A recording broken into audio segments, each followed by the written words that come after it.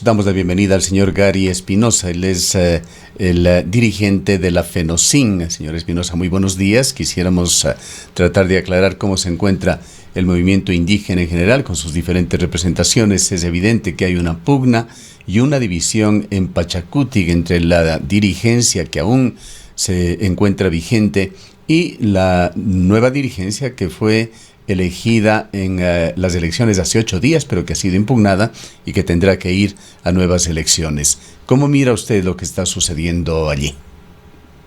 Bueno, gracias.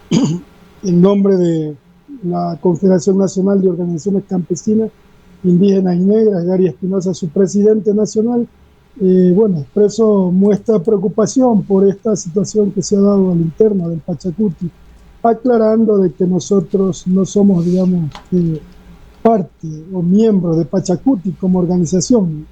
Sin embargo, hay algunos compañeros... Pero sí son de la CONAIE. De ninguna manera. Nosotros somos una organización paralela a la CONAIE, una organización independiente, nada tenemos que ver, no somos ni apéndices, ni tienda, ni de ninguna manera que dependemos de la CONAIE. Nosotros somos una organización que estamos a la misma altura y la única diferencia es que somos una organización intercultural, que no somos solo eminentemente indígenas. Sin embargo, algunos compañeros nuestros pertenecen al movimiento Pachacuti, y eso debemos reconocerlo, y que, están en medio de esta situación de disputa en cuanto a la elección de la presidencia de Pachacuti. La Coordinación Nacional de Pachacuti esperábamos que lleguen a un acuerdo, entre todas las partes. Sin embargo, pues no fue posible, y se dieron estos acontecimientos que esperamos sean superados lo más pronto posible en los marcos de sus reglamentos, de sus estatutos que tiene el movimiento, y que puedan realmente solucionar su problema y puedan salir adelante como organización política para que no haya este tipo de disputas, que eso lo que hace es detener o retrasar, las actividades políticas que tiene, un movimiento político en este caso. Esperamos y, abrigamos la esperanza que solucionen sus problemas internos y que sigan adelante como organización política. ¿Cómo ve usted, señor Espinosa, a la situación entre Pachacuti y CONAIE? Son la misma cosa. Históricamente se ha dicho que Pachacuti es el brazo político de la CONAIE, es decir, un brazo es parte del mismo cuerpo. ¿Son dos entidades diferentes o es una sola?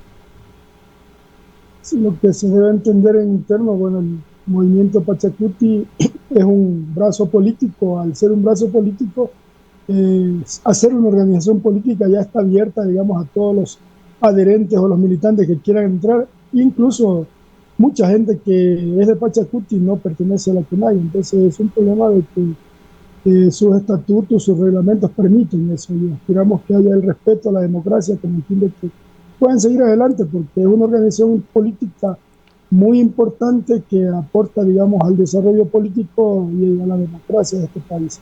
Es decir, que Pachacuti podría ser considerada como una entidad política con autonomía con respecto a la CONAIE. Indudablemente, pues, y ahora hay mucha gente que ya no pertenece a la CONAIE, ¿no? Invitados, adherentes que no son militantes de la organización, por tanto, a lo mejor deberían de modificar sus reglamentos, sus estatutos para la participación interna. Ese es un problema de Pachacuti, que deben de buscar estos problemas, de solucionarlos en interno y que no llegue a mayores, con el fin de que prevalezca la democracia y siga siendo el movimiento histórico que lleva adelante sus propuestas con la tendencia de izquierda de este país. Ahora, la FENOCIN ha sido también objeto de la CONAIE. Recordemos que una facción de la FENOCIN intentó destituirle a usted como presidente de la organización y querían posesionarle a Hattari Sarango. Aparentemente, y esto nos aclarará usted, esto iba también con el auspicio, con el apoyo de Leonidas Issa, al punto de que usted tuvo que hacer un llamado público solicitando textualmente a la CONAIE que no entrometa sus narices en las bases de FENOCIN. Coméntenos sobre estos incidentes. ¿Qué es lo que quería Leonidas Issa, qué quería la CONAIE con respecto a FENOCIN y cómo terminaron esos incidentes? Bueno, aspiramos que no siga adelante este proceso. El señor Hatari Sarango, que es un empleado de una universidad de la CONAIE, esa quería, digamos, tomarse la dirección de la FENOCIN. Esperamos que no siga en este propósito con el fin de que la organización nuestra siga adelante en su espíritu democrático, su espíritu amplio de integración de los indígenas, campesinos, negros y montubios que estamos y militamos en la organización.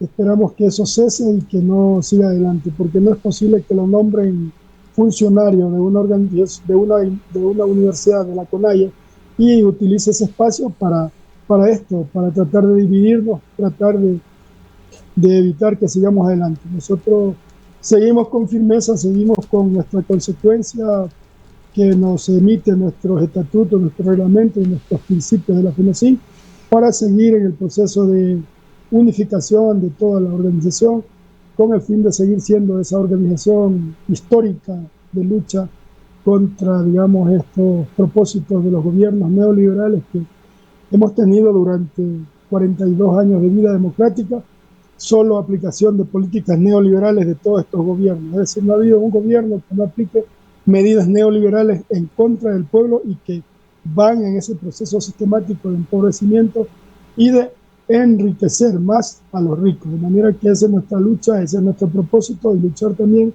para que los gobiernos inviertan en la gente, inviertan en los agricultores, inviertan en la gente que vivimos en el campo, que inviertan en los pobres de la ciudad, con el fin de mejorar esta situación de crisis profunda que vive el Ecuador, esta situación de la delincuencia que no la aguanta nadie, no la aguantamos más, es fruto de eso, de que no ha habido inversión seria, sistemática, inversión para sacar de la pobreza a las grandes mayorías de este país, y que seguimos empobreciéndonos sin fuentes de trabajo, sin posibilidad de empleo, ni siquiera con apoyo para emprendimientos. Entonces esa situación es que nos tiene al Ecuador cada día en un estado de pobreza absoluta. ¿Considera usted, el señor Espinosa, que alguno de los gobiernos, hablemos de los últimos 20, 30 años, si es que usted quiere tomarse ese lapso, no haya observado estos lineamientos sobre los cuales usted denosta gobiernos que toman medidas de carácter neoliberal? ¿Alguno de los últimos gobiernos se salva? Ninguno, o sea, son gobiernos ultra neoliberal, o sea, no ha habido gobierno que ha sido, digamos, con la tendencia, han amagado, como quien dice en términos populares, en algunas inversiones sociales, pero siempre y cuando esto es para entregar nuestra riqueza a las grandes transnacionales. Recuerde que las minerías, el petróleo fue concesionado, fue contratado por el gobierno de los 10 años, ¿no? Y ese mismo gobierno hizo esas políticas, digamos, de entrega a las grandes transnacionales, a las grandes empresas, el petróleo y la minería. También este mismo gobierno entregó el espectro radioeléctrico a Claro y a Movistar a precio de gallina muerta. Por ejemplo, al Estado solo le quedan alrededor de 40 o 45 millones de dólares al año, cuando estas empresas facturan más de 1.000 millones de dólares al año. Por tanto, es un regalo, digamos, nuestra riqueza a las grandes empresas transnacionales, es decir, entregar una concesión, entregar un contrato para que ganen solo las empresas transnacionales. En lo que tiene que ver con petróleo, lo que le queda al Estado ecuatoriano no llega ni siquiera al 25%, digamos, de ingresos o de ganancias, de manera que es una entrega total, un regalo que le hacen a las grandes empresas transnacionales.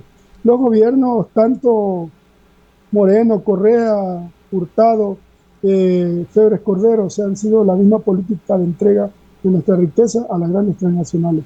Aclárenos entonces qué tipo de gobierno, y si puede ponerle rostro, a lo mejor qué candidato potencialmente aspiraría usted, señor Espinosa, y su organización FENOCIN gobierna en Ecuador. Esto no se trata de que vayan a aplicar, digamos, tratar de aplicar, digamos, la doctrina de izquierda de manera radical. Se trata de buscar soluciones en el marco de lo que estamos viviendo. Por ejemplo, las leyes ecuatorianas mismas permiten, digamos, que los contratos de nuestra riqueza se hagan en mejores condiciones. Es decir, que los grandes empresarios aporten, más allá de que el Estado viva dándoles incentivos y más incentivos tributarios, que realmente aporten para el ingreso nacional, para el presupuesto nacional, con los impuestos a la renta, el IVA, etcétera, con el IVA en definitiva que lo pague el pueblo, que lo retienen las empresas y luego tienen que ser, digamos, devueltos, digamos. Pero usted considera entonces que los sectores productivos, industriales de Ecuador no están aportando al erario nacional. Consideremos que justamente el gobierno nacional está tratando de modificar las leyes tributarias en una rara ocasión, porque siempre se las han modificado para subir los impuestos, se está tratando de modificar para bajarlos, como que se les fue la mano. ¿Por qué ese concepto suyo en el sentido de que no aporta el sector productivo al erario nacional?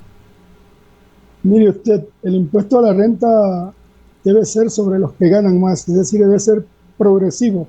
El que gana más debe aportar más, el que gana menos debe aportar menos, es decir, todos debemos aportar en los impuestos, pero en este país lo que se trata es de buscar bajar impuestos a los que tienen más y bueno, esperamos que esta vez en esta reforma tributaria bajen los impuestos a los que ganan menos y aspiramos que no nos vengan con el cuento de más incentivos tributarios para los grandes empresarios, como siempre lo han hecho. Por ejemplo, recuerde usted que en el gobierno de Correa se hicieron dos amnistías tributarias.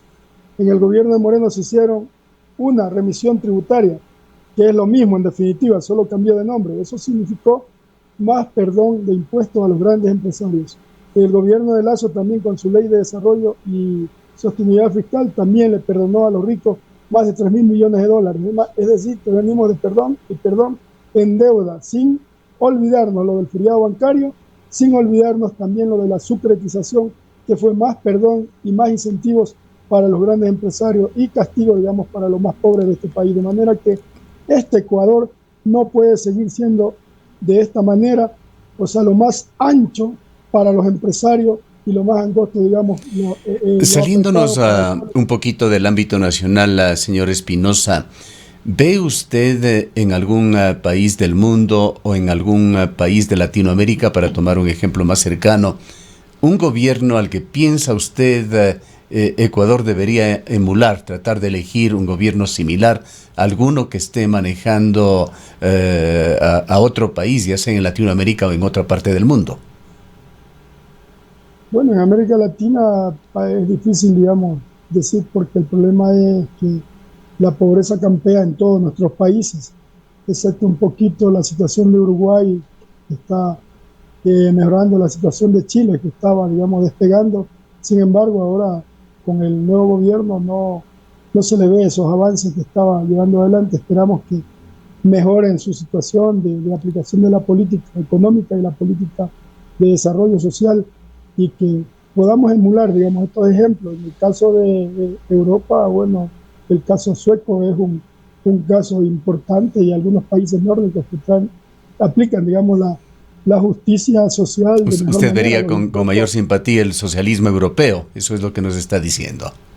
Exactamente, ahí hay algunas situaciones con algunos ingredientes de América Latina que tenemos que aplicar en cuanto a apoyar al desarrollo económico desde abajo, porque el problema del Ecuador es absoluta pobreza. Imagínese usted que en Europa, Estados Unidos, tienen los campesinos subsidios para los agricultores, y sin embargo acá no tenemos subsidio ni un solo centavo. O sea, no es posible que nos comparen con políticas. A veces se quieren aplicar políticas de Estados Unidos y políticas europeas, y sin embargo acá ni siquiera un centavo de subsidio tenemos los campesinos, los productores agropecuarios, que al momento de vender nuestra cosecha, lo que hacemos es tener pérdidas y endeudamiento.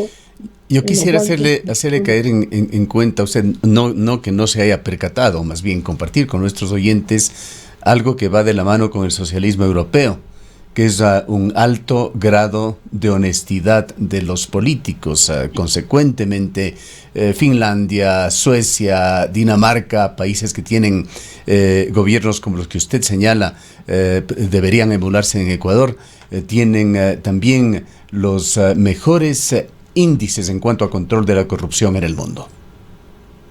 Indudablemente que en el Ecuador en eso se ha sacado cero, más bien todo lo contrario, ha habido leyes que incentivan la corrupción, que incentivan la delincuencia. Por ejemplo, Los ladrones de cuello blanco, los que se roban los dineros del pueblo, tienen grandes ventajas. Se roban 10, 20, hasta 100 millones de dólares y un poco más. Y sin embargo, lo que hacen es, o sea, la ley de este país lo que hace es que van a la cárcel 2, 3 años o le ponen 6 años de cárcel, le perdonan el 60% de la pena y luego salen con libertad a disfrutar de lo robado. De manera que la Asamblea Nacional tiene la responsabilidad y nos está debiendo hasta ahora de que se reforme a profundidad, no a parches como se están haciendo ahora. El Código Penal debe ser reformado con penas más fuertes, principalmente para los que se roban los dineros del pueblo. Es decir, no puede ser el que se roba 100 millones de dólares, se esté 6 años, 8 años en la cárcel y luego del 40% de la pena salga a disfrutar de lo robado. Ahora, señor Espinosa, hemos hecho este ejercicio conjuntamente con usted para tratar de aclarar su visión política de largo plazo para aterrizar en lo que está pasando con el señor Leonidas Issa. ¿En qué grado, en qué medida coincide usted con Leonidas Issa? ¿Qué coincidencias tiene? Usted conoce que el señor Leonidas Issa pregona lo que se le ha etiquetado como comunismo indoamericano, que proviene del pensamiento político filosófico de un político peruano y escritor peruano, José Carlos Mariátegui, quien escribió su obra en la primera parte del siglo pasado.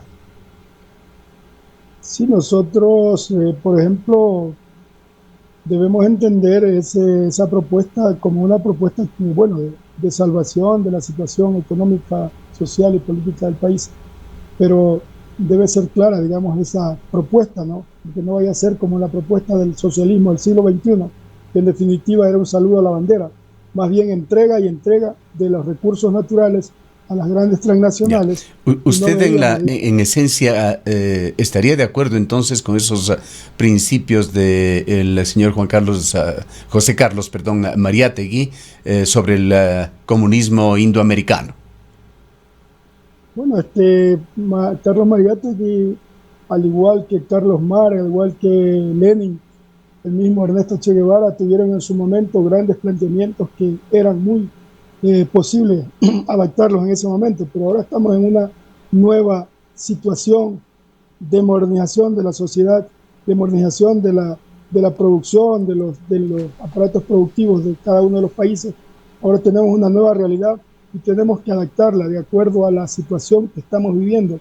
A lo mejor Mariátegui, a lo mejor Carlos Marx, Ernesto Che Guevara, en su momento plantearon cosas muy importantes que fueron adaptadas a ese momento. Hoy estamos en una nueva realidad y tenemos que vivir lo que estamos viviendo en función de nuestros principios que tenemos como principios de izquierda, adaptar a la realidad ecuatoriana y adaptar a la realidad que estamos viviendo. El comunismo indoamericano tuvo ya una presencia que dejó huella en el Perú, con Sendero Luminoso y sus dirigentes, con este movimiento subversivo que realmente dejó un reguero de sangre en el Perú. Viene de la mano con una lucha armada. En el propio libro de el señor Issa, el libro Estallido, la rebelión de octubre en Ecuador, el señor Leonidas Issa, entre otras conclusiones, señala en el libro comunismo indoamericano o barbarie, es decir, que aparentemente esto del comunismo indoamericano va de la mano con la lucha armada. ¿En qué medida está usted de acuerdo con esto?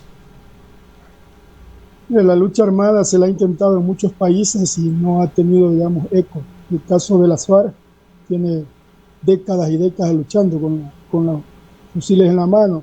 El caso de Nepal, el caso del Perú principalmente, pero nunca se ha cuajado esa situación.